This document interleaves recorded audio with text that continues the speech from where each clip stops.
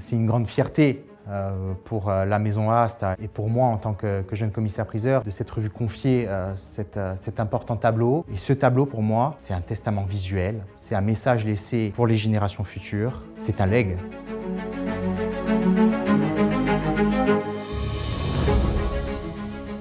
Le tableau est passé en vente 4 fois au cours du XXe siècle, 4 fois décrit comme portrait d'homme. Et le tableau aujourd'hui a heureusement retrouvé son identité. Il s'agit du portrait de Pascal Paoli. Pascal Paoli, c'est avant tout un homme des Lumières. Il faut savoir que dès 1755, il fonde une république corse avec un parlement, une justice indépendante. 10 ans plus tard, il fondera l'Université de Corse. C'est un homme qui s'inscrit dans ce qu'il appelle la felicita publica, la félicité publique.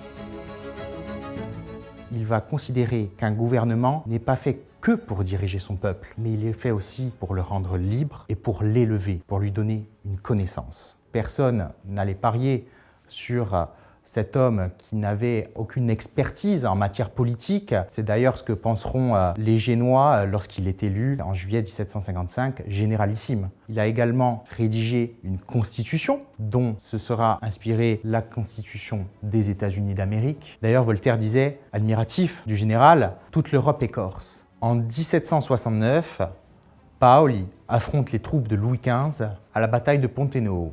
Il sera défait et sera obligé d'effectuer son premier exil en Angleterre. Il fréquentera des cercles littéraires et artistiques et se liera d'amitié notamment avec des personnages comme Samuel Johnson, le philosophe Burke ou encore James Boswell. On sait que Pascal Paoli est en lien avec toute l'aristocratie à Londres à cette époque-là. Même au cours de son deuxième exil, il continuera à fréquenter ces cercles qui l'amènent sans doute à rencontrer des peintres de renom, dont William Bichet.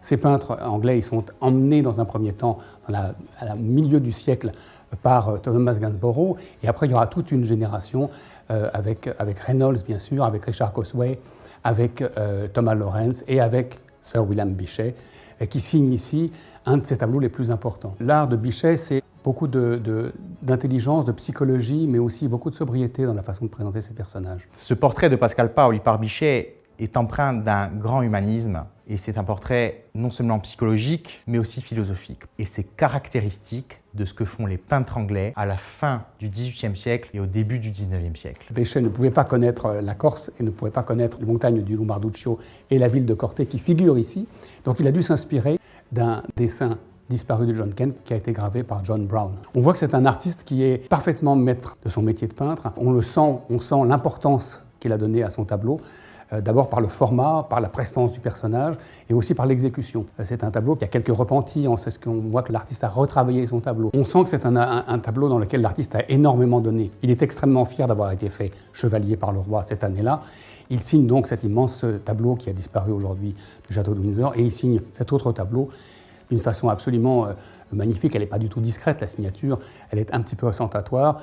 Il est chevalier, il le marque dans sa signature et il marque cette belle date, 1798, en chiffres romains.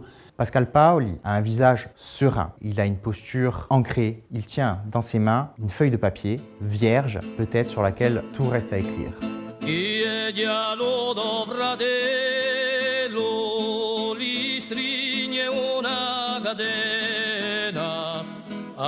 Stessa dia doia a noi dotigime